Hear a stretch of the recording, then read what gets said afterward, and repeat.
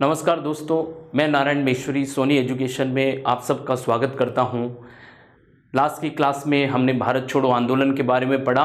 भारत छोड़ो आंदोलन का नेतृत्व महात्मा गांधी ने किया। किस कंडीशन में किया, उद्देश्य क्या थे, किस कारण जो है भारत छोड़ो आंदोलन की शुरुआत होती है। लास्ट की क्लास में मैंने आपसे डिटेल में बात की, एक एक चीज़ के बारे में बात की है। क्यों उद्देश्य था कि अब जो है द्वितीय विश्व युद्ध का जो है समय चल रहा था। जापान जो है रंगून तक आ चुका था और जापान का आक्रमण भारत पर होना स्वाभाविक था। क्यों था?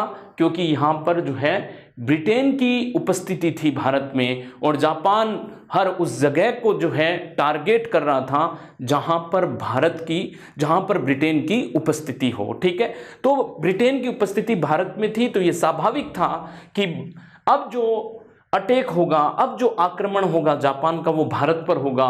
और जो है जापान इस पूरे जो है द्वितीय विश्व युद्ध को भारत के दरवाजे पर लाकर जो है खड़ा कर देता है। और यही स्थिति भारत के लिए जो है एक भयानक स्थिति हो जाती है, चुनौतीपूर्ण स्थिति हो जाती है। हम अभी किसी बाहरी और दूसरी सत्ता का जो है हम पर क्या नहीं चाहते थे, आक्रमण नहीं चाहते थे। और जापान के आक्रमण का बचने का एकमात्र उपाय था कि ब्रिटेन को भारत से खदेड़ना था। यदि हम ब्रिटेन को भारत से खदेड़ देंगे तो हम जापान के जो है आक्रमण से बच जाएंगे। और दूसरा इसका ये कारण था, यानी कि क्रिप्स प्रस्ताव का भारत में आना, क्रिप्स मिशन का भारत में आना। स्टैफर्ड क्रिप्स जो थे वो भारत में आते हैं, और इसी स्टैफर्ड क्रिप्स को जो है नेहरू ने क्या कहा, शैतान का वकील कहा। और जो है महात्मा गांधी ने इस प्रस्ताव की क्या संज्ञा दी कि ये जो है पोस्ट डेटेड चेक की संज्ञा दी। और पंडित जवाहरलाल नेहरू ने एक शब्द जोड़ दिया इसके पीछे। क्या शब्द जोड़ दिया?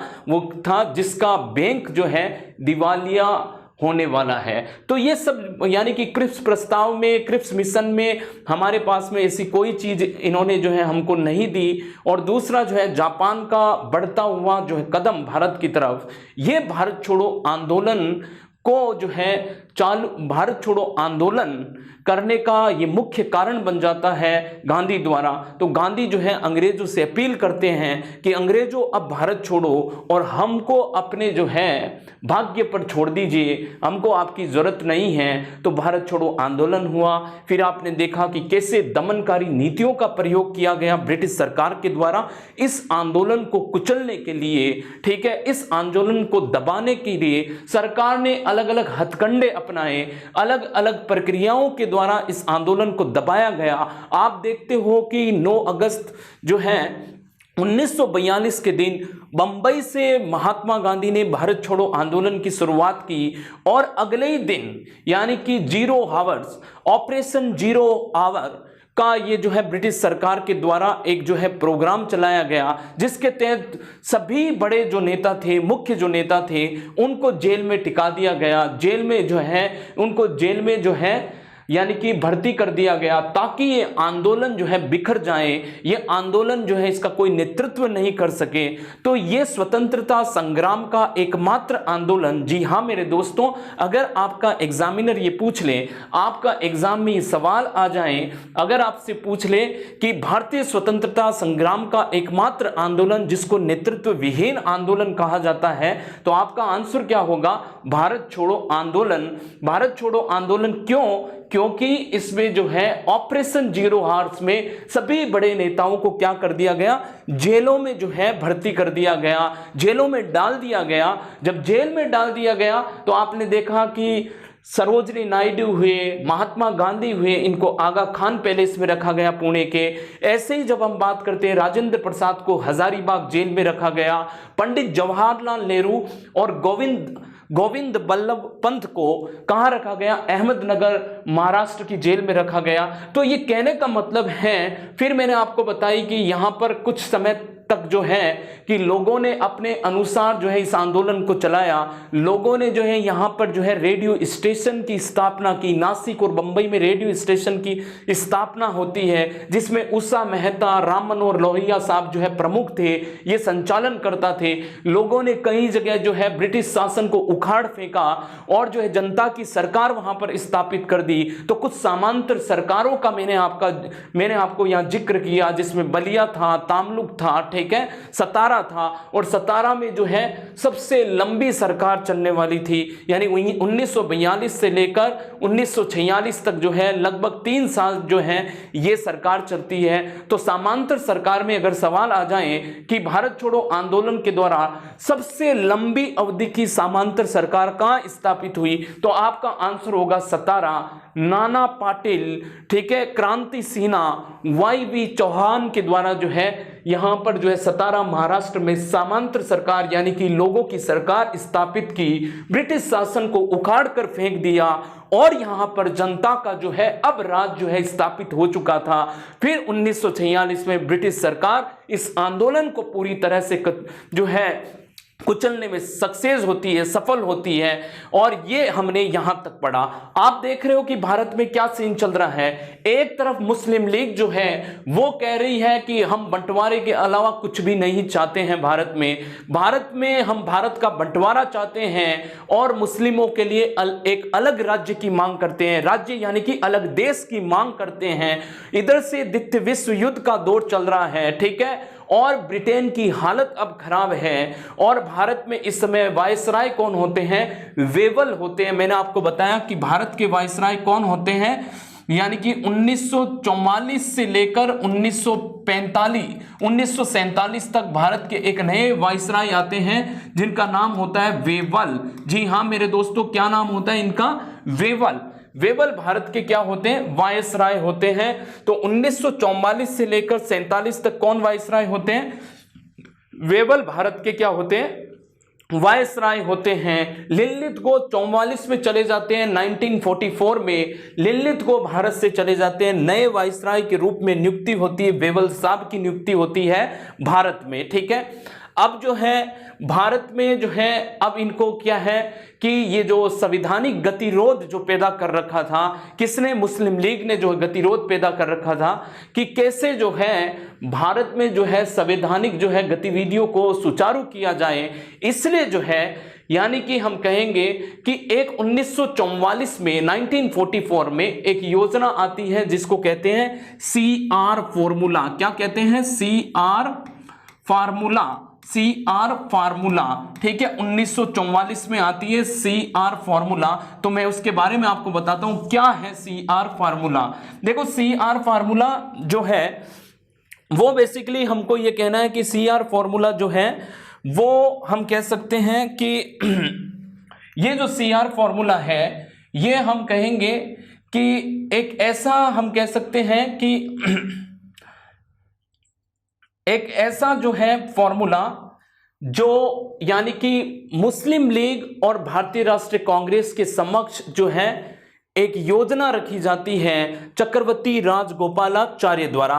तो चक्रवर्ती राजगोपालाचार्य द्वारा ये जो है एक योजना रखी जाती है और इसी योजना के तहत, जी हाँ मेरे दोस्तों, तो इसी योजना के तहत हम कहेंगे कि CR फॉर्मूला, ठीक है, CR फार्मूला, ठीक है, CR फार्मूला जो है वो बेसिकली 1944 में रखा जाता है, ठीक है, किसके द्वारा, चक्रवर्ती राजगोपालाचारी द्वारा। चक्रवर्ती राजगोपालाचारी जो थे, ठीक है, इनके द्वारा जो है ये जो है फॉर्मूला रखा जाता है, किसके समक्ष, कांग्रेस के समक्ष और मुस्लिम लीग के समक्ष रखा जाता है। महात्मा गांधी की इसमें क्या होती है, मंजूरी होती है। महात्मा गांधी की मंजूरी से जो है ये फॉर्मूला इन दोनों पार्टियों के बीच में रखा जाता है, क्योंकि इन दोनों पार्टियों के बीच में क्या है, गतिरोध आया हुआ था। तो गतिरोध आया हुआ था, किस बात के लिए गतिरोध आया हुआ था, भारत के विभाजन से लेकर जो है इनके बीच में गतिरोध चल रहा था। मैंने आपको बताया 1940 में मुस्लिम लीग ने लाहौर के अधिवेशन में, कौन से अधिवेशन में, लाहौर के अधिवेशन में इन्होंने ये कह दिया हमको जो है पृथक मुस्लिम राज्य चाहिए, और पाकिस्तान शब्द नहीं बोला गया था, पृथक मुस्लिम राज्य चाहिए थे। यहां से पाकिस्तान की मांग तेज हो जाती है। तो इस CR फॉर्मूला जो 1944 है वो किसकी अध्यक्षता में आता है, तो अध्यक्षता हम कहेंगे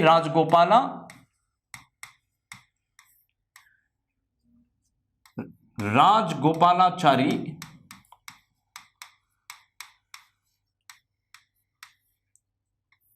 ठीक है, इनकी अध्यक्षता में आते हैं। और इसकी मुख्य बात क्या है, मुख्य बात ये होती है, ये मुख्य बिंदु इसके जो है इसमें क्या रखा जाता है, इसमें मुख्य बिंदु ये रखा जाता है कि भाई लड़ो मत। हम किसी न किसी जो है फॉर्मूले पर पहुंचते हैं, हम किसी न किसी जो है हम जो है समाधान की तरफ बढ़ते हैं, हम दोनों जो है लड़े नहीं, जो इतने दिनों से हमारे बीच में जो गतिरोध है उसको खत्म किया जाए। तो महात्मा गांधी की मंजूरी में, जी हां मेरे दोस्तों, चक्रवर्ती राजगोपालाचारी ने जो है एक क्या रखा, एक फॉर्मूला रखा, एक जो है यानी कि योजना रखी, और उस योजना के मुख्य बिंदु क्या थे, किसके समक्ष रखी, कांग्रेस और मुस्लिम लीग दोनों के समक्ष रखी।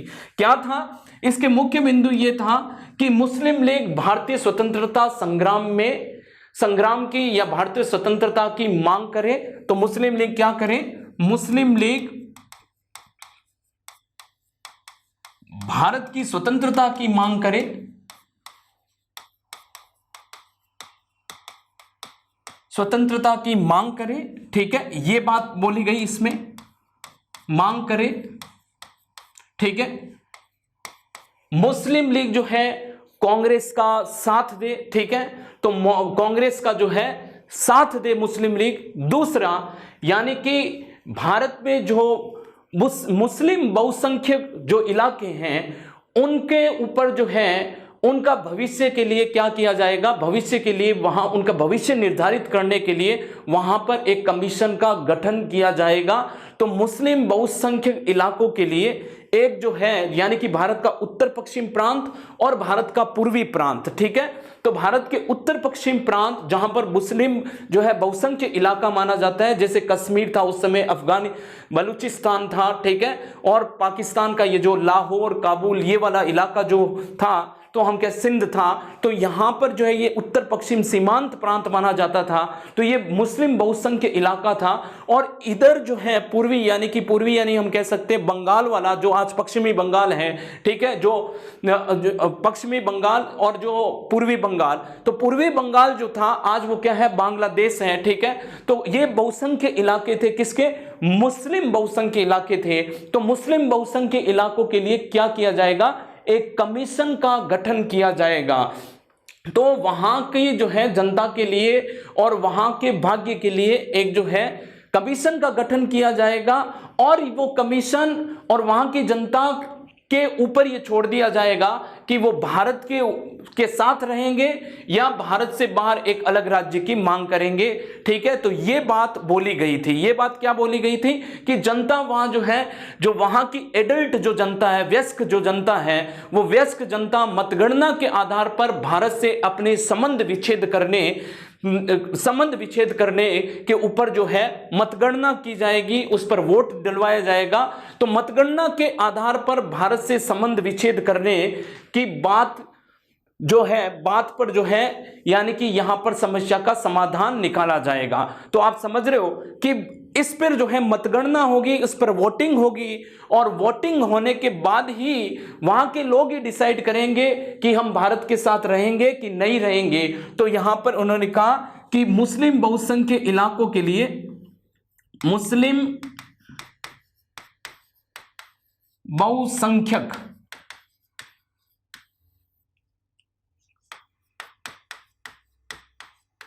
प्रांतों के लिए कमीशन का गठन किया जाएगा, कमीशन का गठन। और तीसरा इसमें यह लिखा गया कि वयस्क आधार पर मतगणना की जाएगी,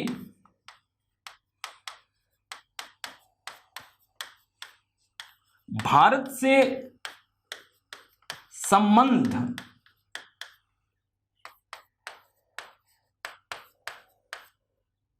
विच्छेद करने पर मतगणना की जाएगी, मतगणना, ठीक है, भारत से संबंध विच्छेद करने पर मतगणना। तो ये सी राजगोपालाचारी फॉर्मूला था। पर इन्होंने ये कहा कि ये योजना जब भी लागू होगी जब ब्रिटेन हमें पूर्ण रूप से स्वतंत्रता प्रदान कर देगा। तो ऐसा नहीं है कि ब्रिटिश राज में हम यहां पर जो है मतगणना करवाएं और ये करवाएं, किसी प्रेशर में नहीं करवाएंगे हम, ठीक है। ब्रिटेन हमको पूर्ण रूप से स्वतंत्रता दे दे तो हम क्या करेंगे, वहां हम मतगणना करवा लेंगे। इसलिए ये क्या बोल रहे हैं, मुस्लिम लीग भारत की स्वतंत्रता की मांग करे और एक स्थायी सरकार की जो मांग है जो भारतीय राष्ट्रीय कांग्रेस की, उसका भी समर्थन करे। तो मुस्लिम लीग भारत की स्वतंत्रता की मांग करे, समर्थन करे, भारतीय राष्ट्रीय कांग्रेस को भारतीय राष्ट्रीय कांग्रेस को जो है समर्थन करे इस बात पर, ठीक है। तो ये जो है मांग भारतीय राष्ट्रीय कांग्रेस और मुस्लिम लीग के सामने कौन रखते हैं, सी राजगोपालाचारी रखते हैं। और चौथा पॉइंट इसका ये है दोस्तों कि ये सब बात जब ही होगी लागू कब होगी, जब लागू ये तब होगा जब ब्रिटेन भारत को पूर्ण रूप से भारत को स्वतंत्रता दे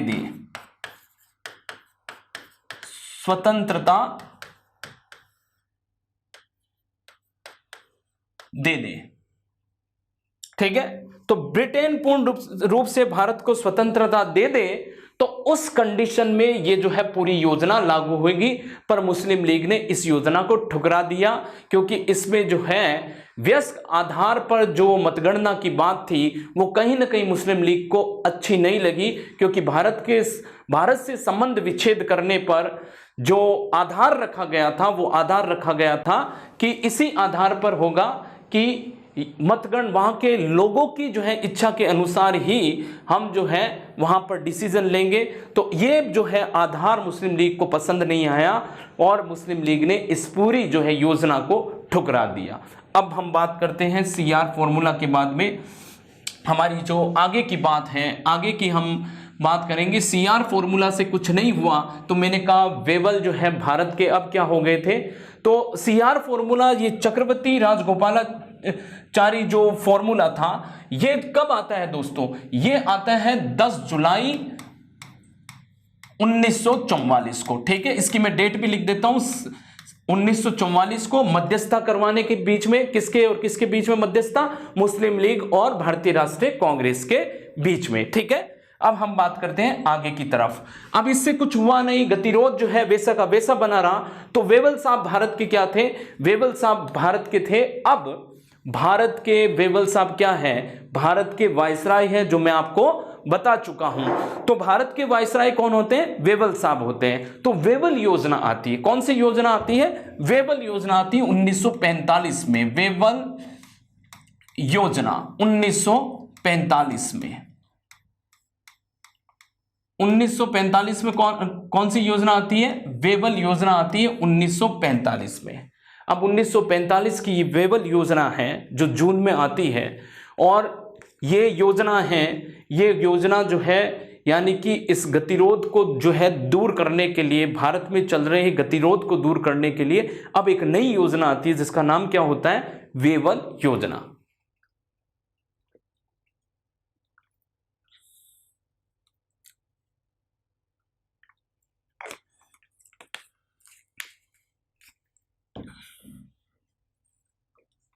वेवल योजना आती है यानी कि वेवल योजना वायसराय वेवल योजना द्वारा, वायसराय वेवल द्वारा प्रस्तुत की गई।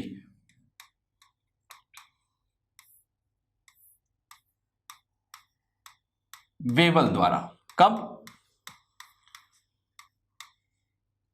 14 जून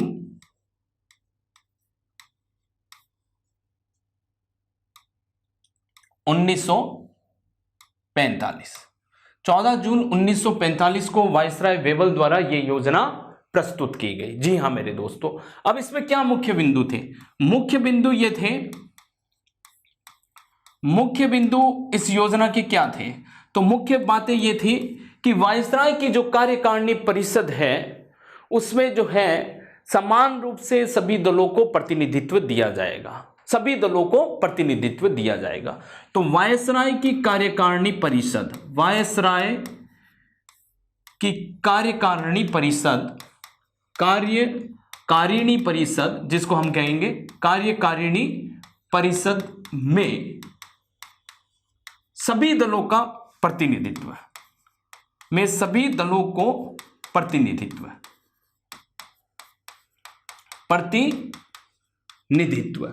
यानी कि वायसराय की जो ये कार्यकारिणी परिषद है, ठीक है, जिसका वाइसराय हेड है, तो उसमें जो ये परिषद है, परिषद के अन्य जो मेंबर होंगे उन सदस्यों को, अन्य जो सदस्य होंगे या अन्य जो मेंबर होंगे उनमें सभी पार्टियों का प्रतिनिधित्व, उनमें सभी पार्टियों को प्रतिनिधित्व दिया जाएगा।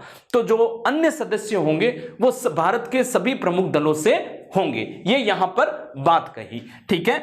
बहुत शांति से सुनो, बहुत कहीं जो है आपको डिस्टर्ब होने की जरूरत नहीं है। हम जो है भारत की स्वतंत्रता की ओर बढ़ रहे हैं। अब हमने लगभग जो है हम स्वतंत्रता की तरफ आ चुके हैं। जी हाँ मेरे दोस्तों, वाइसराय की कार्यकारिणी परिषद में सभी दलों को प्रतिनिधित्व दिया जाएगा, ठीक है। तो ये पहली बात। दूसरी बात इसमें यह थी कि जो कार्यकारिणी परिषद होगी उसमें वाइसराय और सेना प्रमुख के अलावा सभी क्या होंगे, भारतीय होंगे। इसका मतलब क्या होंगे, इसका मतलब क्या होगा कि इससे पहले क्या था, इससे पहले ये था दोस्तों कि इसमें मुख्यतः क्या होते थे, अंग्रेज होते थे, ठीक है। इसमें क्या होते थे, अंग्रेज होते थे। ये एक तरह का कैबिनेट था। आज का हम देखते हैं कि कैबिनेट, सरकार का कैबिनेट, जो मुख्य जो है डिसीजन कौन लेता है, प्रधानमंत्री और उसकी कैबिनेट लेती है। उस समय कौन लेता था, उस समय वाइसराय और उसकी परिषद लेती थी। तो इसमें कौन मुख्य आदमी थे, उसमें मुख्य आदमी अंग्रेज थे।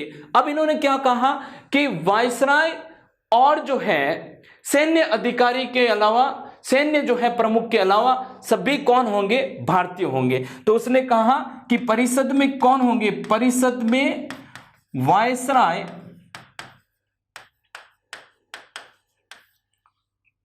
तथा सैन्य प्रमुख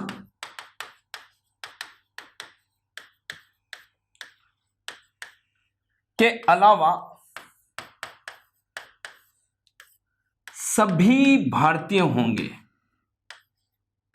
सभी सदस्य भारतीय होंगे। क्या होंगे, तथा सभी सदस्य क्या होंगे, भारतीय होंगे, ठीक है। भारत के नागरिक होंगे, भारतीय होंगे, यानी कि इसका मतलब होंगे, इसका मतलब कौन होंगे, भारत के जो राजनीतिक दल के जो लोग हैं वही जो है सदस्य होंगे। तो मंत्री अब कौन होंगे, वो कहने का मतलब है कि इन दो के अलावा अब जो जितने भी जो मंत्री होंगे, एक तरह का ये मंत्रालय था, ठीक है, कैबिनेट था उस समय का, तो अब भारत के मंत्री होंगे, ठीक है। ये इन्होंने कहा। तीसरा जो है इन्होंने ये कहा कि वाइसराय की कार्यकारिणी, अब हाँ, इन्होंने कहा कि वाइसराय की जो कार्यकारिणी परिषद होगी उसमें मुसलमानों का जो प्रतिनिधित्व होगा वो हिंदू, स्वर्ण हिंदुओं के बराबर होंगे। जितने स्वर्ण हिंदू होंगे वाइसराय की कार्यकारिणी परिषद में, उतने ही मुसलमान होंगे। क्या होंगे, उतने ही मुसलमान होंगे। तो इन्होंने कहा कार्यकारिणी परिषद में, कार्यकारिणी परिषद में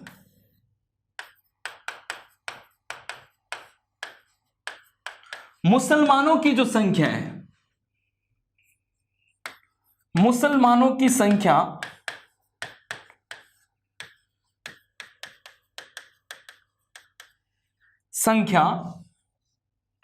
मुसलमानों की संख्या जो है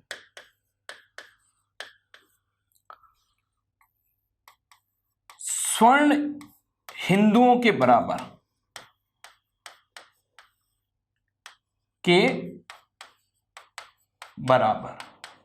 समझ रहे हो मेरी बात, कि जो कार्यकारिणी में परिषद में होंगे, जो परिषद होगी उसमें मुसलमानों की संख्या क्या होगी, उसमें मुसलमानों की संख्या जो है वो किसके बराबर होगी, वो स्वर्ण हिंदुओं के बराबर होगी। और चौथा पॉइंट इन्होंने ये लिखा कि कांग्रेस के जो जितने भी नेता जिनको भारत छोड़ो आंदोलन के समय जो है जेल में रखा हुआ है उन सबको रिहा कर दिया जाएगा, तथा शिमला में एक सर्वदलीय सम्मेलन का जो है, सर्वदलीय सम्मेलन का सभा की जाएगी। शिमला में एक सर्वदलीय सम्मेलन बुलाया जाएगा। तो इन्होंने क्या कहा, कांग्रेस के नेताओं को रिहा किया जाएगा, कांग्रेस के नेताओं को रिहा,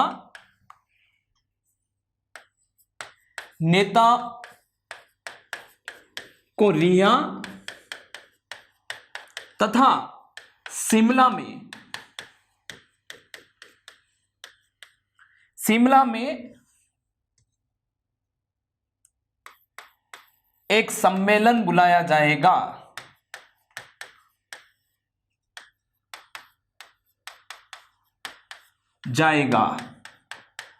आप समझ रहे हो ये क्या योजना है? ये वेवल योजना जो है 1945 14 जून 1945 को आती है। जी हाँ मेरे दोस्त, मुख्य बिंदु क्या है इसके? मुख्य बिंदु तत्कालीन वायसराय जो हमारे थे वेवल साहब थे, इन्होंने इस योजना को प्रस्तुत किया। इस गतिरोध को दूर करने के लिए मुस्लिम लीग और भारतीय राष्ट्रीय कांग्रेस के बीच में जो गतिरोध था, तो जो सीआर फॉर्मूला नहीं कर पाई, तो एक बार जो है वेवल साहब ने जो है इसकी जो है ट्राई करते हैं। वेवल साहब सोचते हैं कि कल के दिन कोई जो है रास्ता निकल जाए, तो इन्होंने कहा कि वायसराय की जो कार्यकारिणी परिषद में है उसमें सभी दलों को प्रतिनिधित्व दिया जाएगा। जो हमारी जो कार्यकारिणी परिषद है उसमें सभी भारतीय दल, जो प्रमुख भारतीय दल है, उनके मेंबर को जो है प्रतिनिधित्व दिया जाएगा, वो बराबर रूप से दिया जाएगा। ठीक है, परिषद में वायसराय तथा सैन्य प्रमुख के अलावा, ठीक है, तो परिषद में कौन?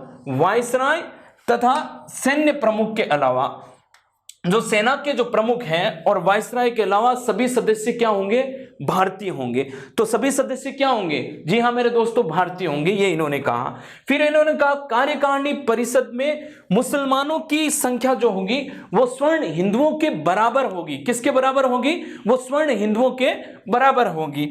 अब कांग्रेस के नेताओं को इन्होंने कहा, कांग्रेस के नेताओं को जो 1945 में जिस दमनकारी नीतियों, 1942 के भारत छोड़ो आंदोलन के दौरान जिस दमनकारी नीतियों का प्रयोग किया गया था दोस्तों हमारे इस आंदोलन को कुचलने के लिए, तो अब उनको जो समझ में आई कि उन नेताओं को क्या किया जाएगा? रिहा किया जाएगा तथा सम्मेलन बुलाया जाएगा शिमला में। तो शिमला में एक सर्वदलीय सम्मेलन बुलाया जाता है, 25 जून को बुलाया जाता है। 25 जून 1945 को जो है एक सर्वदलीय सम्मेलन बुलाया जाता है। वहां पर जो है यानी कि एक बहुत ही बड़ी गड़बड़ हो जाती है। गड़बड़ ये हो जाती है कि जो मुस्लिम लीग ये कहती है कि जितने भी मुसलमान होंगे वायसराय की कार्यकारिणी परिषद में, उसमें सिर्फ उन मुसलमानों को जो है मनोनीत या चयनित करने का जो उत्तरदायित्व होगा वो सिर्फ मुस्लिम लीग के पास में होगा। तो इसका मतलब बहुत बड़ा गड़बड़ हो गई। बहुत बड़ी गड़बड़ होने का मतलब यह है कि शिमला सम्मेलन जो सर्वदलीय सम्मेलन बुलाया गया था, किसके द्वारा? वेवल के द्वारा बुलाया गया था 25 जून को 1945 को। जब ये बुलाया गया तो इसमें मुस्लिम लीग ने क्या मांग रखी कि भाई देखो, जितने भी मुसलमान जो है मनोनीत होंगे या चयनित होंगे वायसराय की कार्यकारिणी परिषद में, वो सिर्फ मुस्लिम लीग के द्वारा ही किए जाएंगे। तो इसका मतलब ये है कि जो भारतीय राष्ट्रीय कांग्रेस में जो मुसलमान थे, अन्य दलों में जो मुसलमान थे, ठीक है, तो कहने का मतलब है कि वो मुसलमान नहीं जा सकते उसमें। यानी कि ये अपने आप को क्या मान रहे थे? मुस्लिम लीग अपने आप को ये मान रही थी कि हम ही भारत में जो है मुसलमानों का प्रतिनिधित्व करते हैं, बाकी कोई दल मुसलमानों का प्रतिनिधित्व नहीं करते हैं। इसलिए मौलाना अब्दुल कलाम आज़ाद ने क्या बोला? मौलाना अब्दुल कलाम आज़ाद ने शिमला सम्मेलन को भारत की राजनीति का जल विभाजक की संज्ञा दी है। तो शिमला सम्मेलन को क्या दिया है? जल विभाजक की संज्ञा दी है। ठीक है, तो हम बात करेंगे शिमला सम्मेलन और शिमला सम्मेलन 1945। शिमला सम्मेलन, जी हाँ मेरे दोस्तों, 1945। भला ही हमारे एग्जाम में ये इतने इंपॉर्टेंट टॉपिक नहीं हो, फिर भी हमको जो है एग्जाम में हर तरह से तैयार रहना चाहिए। कभी कोई सवाल आ जाए तो हमको पीछे नहीं हटना है। अब तक का मेरा यही फॉर्मूला है, सोनी एजुकेशन का यही फॉर्मूला है कि हमारा एग्जाम में कोई सवाल गलत नहीं होना चाहिए। तो आप मेरे साथ जो है लगे रहिए, इसी जो है यानी कि इसी जो लगन के साथ आप लगे रहिए, इसी जो है स्पीड के साथ आप लगे रहिए और अपने नोट्स बनाते रहिए और वीडियो पॉज कर करके आप देखते रहिए ताकि आपको जो है अच्छे से समझ में आए। ठीक है, अब हम बात करते हैं शिमला सम्मेलन। शिमला सम्मेलन जो है सर्वदलीय सम्मेलन कब बुलाया गया? सर्वदलीय सम्मेलन 25 जून 1945 को सर्वदलीय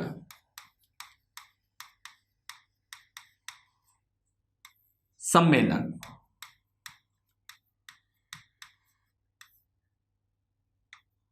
बुलाया गया। ठीक है, और मुसलमानों की मैंने आपको बता दिया कि मुस्लिम लीग की क्या मांग थी कि इसमें सिर्फ जो है मनोनीत करने का श्रेय किसे जाएगा, मनोनीत करने का श्रेय जो है वो सिर्फ जो है मुस्लिम लीग को ही जाएगा, ठीक है। इसलिए ये क्या हो गया, ये पूरा का पूरा जो है फेल हो चुका होता है, ये पूरा आंदोलन यानी कि ये पूरा शिमला सम्मेलन फेल हो जाता है इसी बात को लेकर।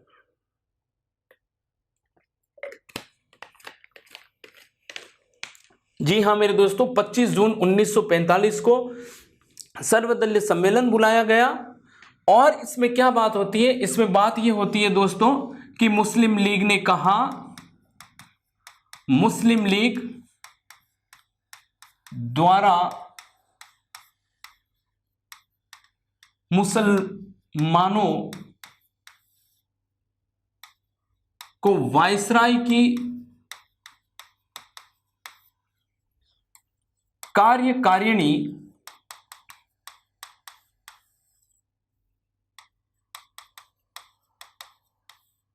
परिषद, मुस्लिम लीग द्वारा मुसलमानों को वायसराय की कार्यकारिणी परिषद में स्थान दिया जाएगा,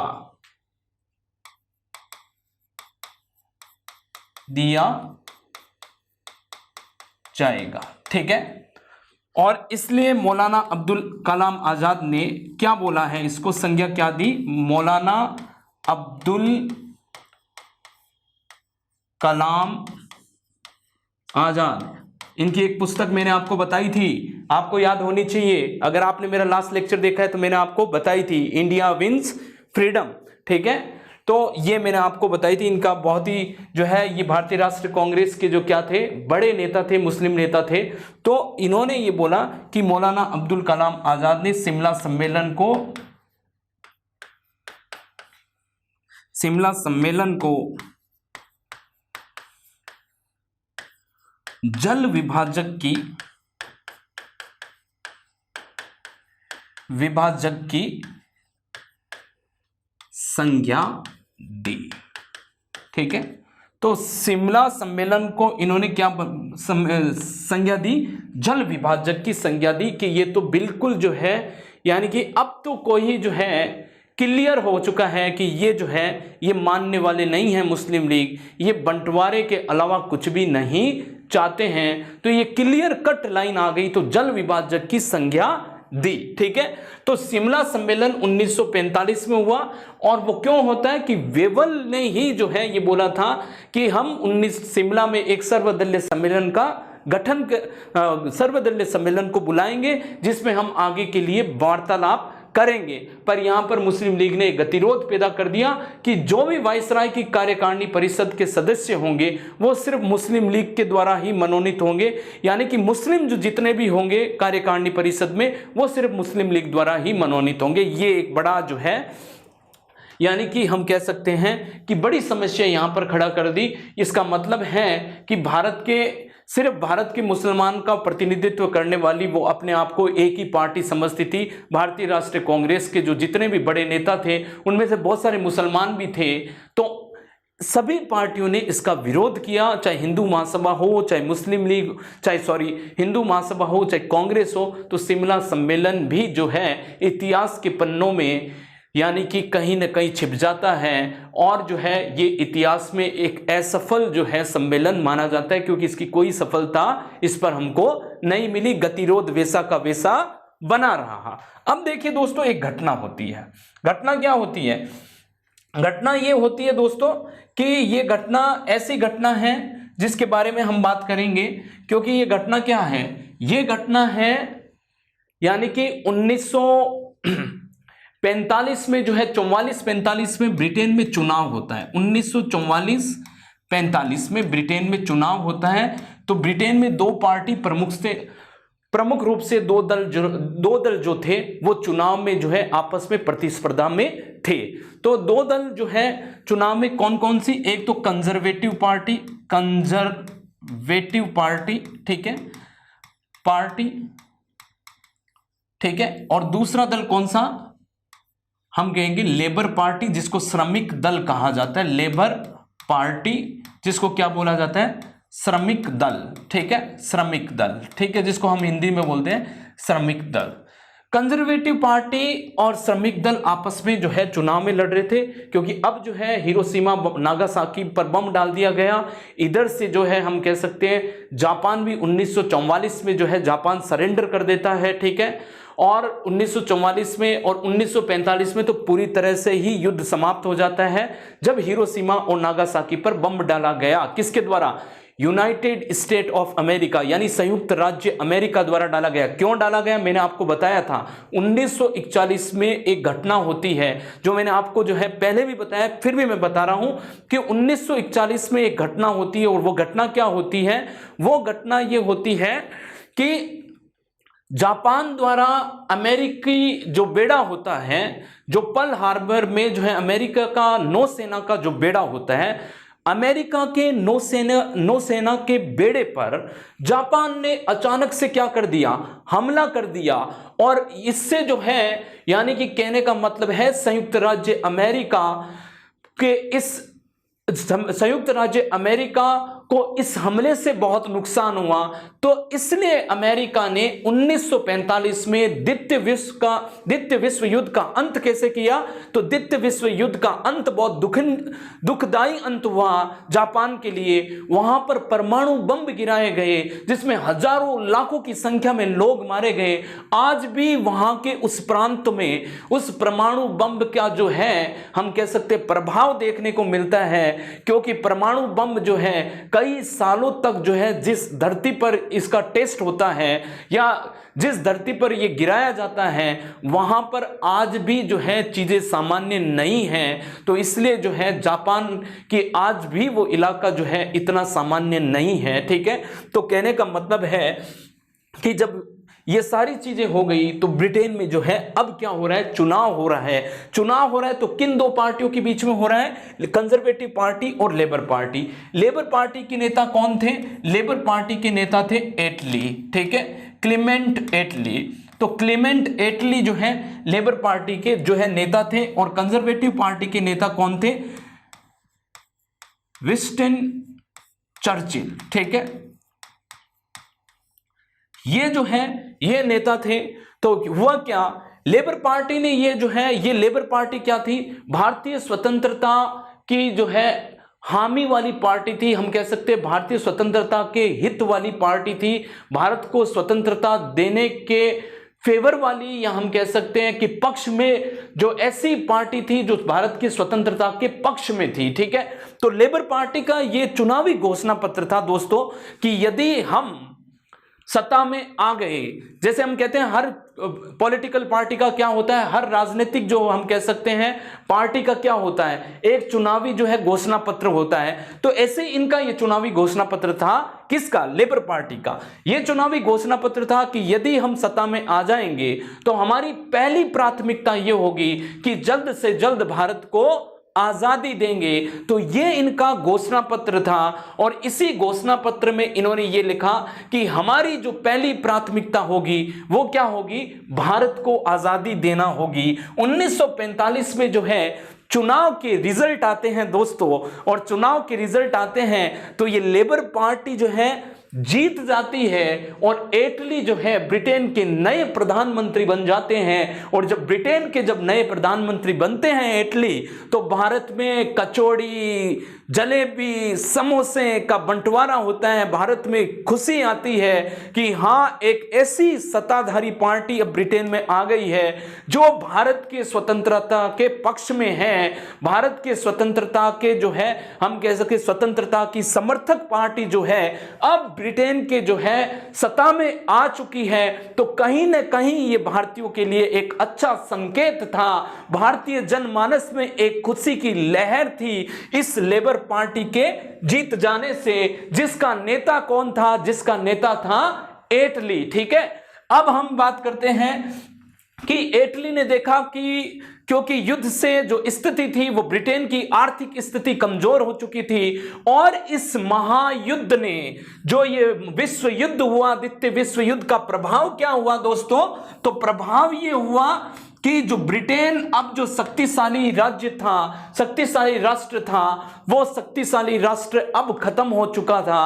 अब जो दो नए जो है शक्तिशाली राष्ट्र उभर कर आए द्वितीय विश्व युद्ध के बाद में, तो ब्रिटेन का क्या हो गया था, ब्रिटेन की एक शक्ति के रूप में ह्रास हो चुका था और दो नए जो है हम कह सकते हैं दो नई शक्ति आती है द्वितीय विश्व युद्ध के बाद में। तो नई शक्ति क्या है, यानी मैं अगर द्वितीय विश्व युद्ध का प्रभाव बताऊं तो द्वितीय विश्व युद्ध का प्रभाव, विश्व युद्ध का प्रभाव क्या था, युद्ध का प्रभाव ये था कि दो नए राष्ट्र, दो नई शक्तियां जो हैं विश्व पटल पर आ जाती हैं। और वो दो नई शक्तियां कौन होती हैं, दो नई शक्तियों का उदय, शक्तियों का उदय। और आप और हम सब जानते हैं, पहला यूएसए संयुक्त राज्य अमेरिका और दूसरा हम कहेंगे यूएसएसआर, सोवियत संघ, जिसको हम क्या बोलते हैं, सोवियत संघ। सोवियत संघ जो है ये दो नए हम कह सकते हैं शक्ति के रूप में, हम कहेंगे कि दो नए शक्ति के रूप में ये उभरते हैं। ठीक है, तो दो नई शक्ति के रूप में कौन उभरते हैं, संयुक्त राज्य अमेरिका और सोवियत संघ। यानी कि ब्रिटेन की अब जो महानायक की छवि थी वो खत्म हो चुके हैं और इसलिए जो है, और कहीं ना कहीं तीसरा ये था यूरोप में राष्ट्रवाद का जो है, यानी यूरोप में, यूरोप की एक यूरोप महाद्वीप है, यूरोप महाद्वीप है, तो वहां पर भी जो है राष्ट्रवाद अपनी चरम सीमा पर थे और जो छोटे छोटे राज्य थे वो स्वतंत्रता के लिए अब क्या है, वहां संघर्ष और ज्यादा तेज हो गए थे और वहां कहीं यूरोप के कई छोटे छोटे राज्य जो देश में जो है तब्दील हो चुके थे, वहां पर वहां की लोगों के द्वारा जो है, यानी कि राज सत्ता के ऊपर और साम्राज्यवाद के खिलाफ जो है इस तरह से आंदोलन चलाए गए। तो यूरोप में कहीं ना कहीं राष्ट्रवाद का जो है अभी चरम सीमा पर चल रहा था और राष्ट्रवाद जो चरम सीमा पर चल रहा था तो इससे कहीं देश जो है यूरोप के स्वतंत्र हुए। दक्षिण पूर्वी एशिया, अगर हम बात करें जापान, वियतनाम, लाओस, कंबोडिया, ठीक है, यहां पर भी जो है राष्ट्रवाद चरम सीमा पर था और यहां पर भी स्वतंत्रता संग्राम की लड़ाइयां अपने चरम सीमा पर थी। तो कहने का मतलब है, जी हां मेरे दोस्तों, इससे जो है ब्रिटेन अब जो है महाशक्ति के रूप में नहीं रहा था। ब्रिटेन की जो है कहीं ना कहीं विश्व पटल पर प्रभाव कम हो गया था, उसकी आर्थिक स्थिति कमजोर हो गई थी और इस स्थिति में वेवल एटली जो है ब्रिटेन का क्या बनता है, प्रधानमंत्री बनता है। जब प्रधानमंत्री बनता है तो उसको यह समझ में आ गया कि भारत में अब गतिरोध जो है दूर किया जाए। कहीं ना कहीं उसके दिमाग में आ चुका था कि भारत में जो है जल्द से जल्द जो है कोई संवैधानिक जो है रास्ता निकाला जाए ताकि भारत को आजाद किया जाए जल्द से जल्द। ठीक है, अब हम बात करते हैं कि यहां पर जो है, यहां जो है इस पूरी घटना को देखते हुए इन्होंने 1946 में कैबिनेट मिशन जो है भारत में आता है। तो 1946 में क्या आता है, कैबिनेट मिशन भारत में आता है, कैबिनेट मिशन। ठीक है, कैबिनेट मिशन भारत में आता है 1946 में। 1946 का कैबिनेट जब मिशन भारत आता है तो उसके बारे में हम जो है बात करेंगे कि ये कैबिनेट मिशन जो है किस तरह से भारत में आया और किस कंडीशन में भारत में आया। तो कैबिनेट जब मिशन भारत में आता है वो संवैधानिक गतिरोध था, जो संवैधानिक गतिरोध को दूर करने के लिए आता है। तो कब आता है, तो 24 मार्च 1946 को। ठीक है, 24 मार्च 1946 को कैबिनेट मिशन आता है। ठीक है, तो 24 मार्च 1946 को भारत आया। मिशन कहां आया, भारत आया, मिशन भारत आया। ठीक है, तो 24 मार्च 1946 को यह मिशन क्या आता है, यह भारत आता है। ठीक है, इसमें कितने सदस्य थे, इसमें सदस्य थे 3 सदस्य। तो ये कमीशन कितने सदस्य कमीशन था, ये 3 सदस्य कमीशन भारत में आता है। तो 3 सदस्य कमीशन, 3 सदस्य कमीशन, 3 सदस्य कमीशन। ठीक है। और कौन कौन थे? 3 सदस्य। तो इसमें ये कहोगे पैथिक, लॉरेंस, ठीक है, अध्यक्ष थे कैबिनेट मिशन के अध्यक्ष। स्टेफर्ड क्रिप्स, वही क्रिप्स जो पहले क्रिप्स मिशन के तहत भारत आता है, स्टेफर्ड क्रिप्स। 1, 2 और 3 कौन होता है? तीसरा कौन होता है? तीसरा होता है एवी एलेक्जेंडर। एवी एलेक्जेंडर, ये 3 सदस्य कमीशन भारत में आता है 24 मार्च 1946 को जो है ये भारत में आता है, ठीक है। तो 24 मार्च 1946 को ये मिशन भारत आया, 3 सदस्य कमीशन होता है और जिसकी अध्यक्षता कौन करता है? अध्यक्षता पैथिक लॉरेंस करते हैं। जी हां मेरे दोस्तों, अध्यक्षता कौन करते हैं? Pethick Lawrence. ये सवाल आते हैं कैबिनेट मिशन के सदस्य आने वाले इनमें से कौन से सदस्य थे? तो कैबिनेट मिशन में आने वाले सदस्य आप बता सकते हो कि ये सदस्य कैबिनेट मिशन में आए थे, ठीक है। तो ये आपको नाम याद रखना है कि कैबिनेट मिशन में कितने सदस्य थे। ये तीनों के नाम इंपॉर्टेंट है, एग्जाम में सवाल पूछे जाते हैं, इसलिए मैं यहां पर आपको बता रहा हूं। मुख्य बिंदु क्या थे? मुख्य बिंदु ये है, इसके क्या क्या बात बोली गई थी? तो मुख्य बिंदु ये है इसके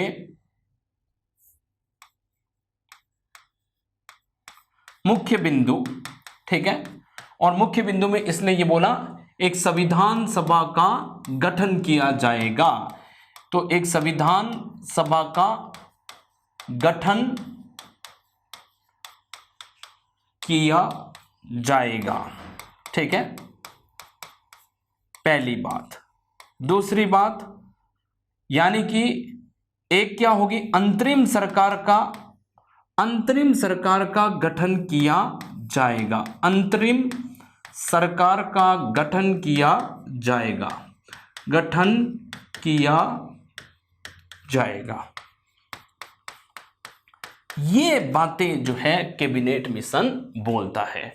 ऐसे बहुत सारी बातें, पर हमारी हिस्ट्री के पॉइंट ऑफ व्यू से ये इंपॉर्टेंट बात है। तो आप देखो कि संविधान की जो मांग होती है, ठीक है, हम इसको आगे बात करेंगे। संविधान की मांग पहली बार, ठीक है, यानी कि अगर मैं आपसे बात करूं कि संविधान की मांग पहली बार, अगर हम संविधान की बात करें, संविधान, ठीक है, संविधान की जो ये मांग है, ठीक है, ये पहली बार महात्मा गांधी ने 1922 में, महात्मा गांधी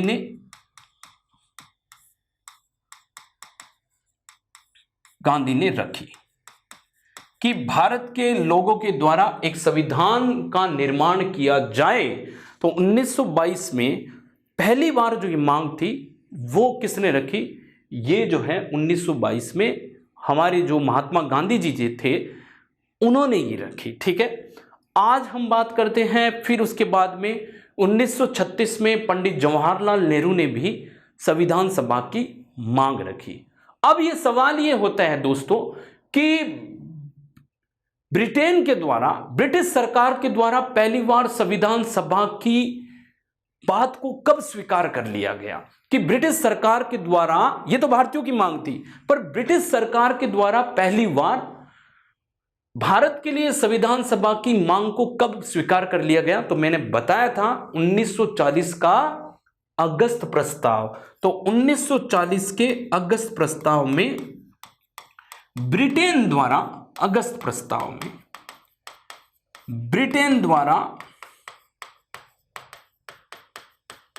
संविधान सभा की मांग को स्वीकारा। संविधान सभा की मांग को स्वीकारा। मैं आपको लिख के बता रहा हूं, स्वीकारा, ठीक है। और गठन कब हो जाता है? गठन आपसे पूछ लिया जाए किस मिशन के तहत भारत में संविधान सभा का गठन होता है, तो आप कहोगे 1946 के कैबिनेट मिशन के तहत भारत में संविधान सभा का गठन होता है। आज की इस क्लास में इतना ही।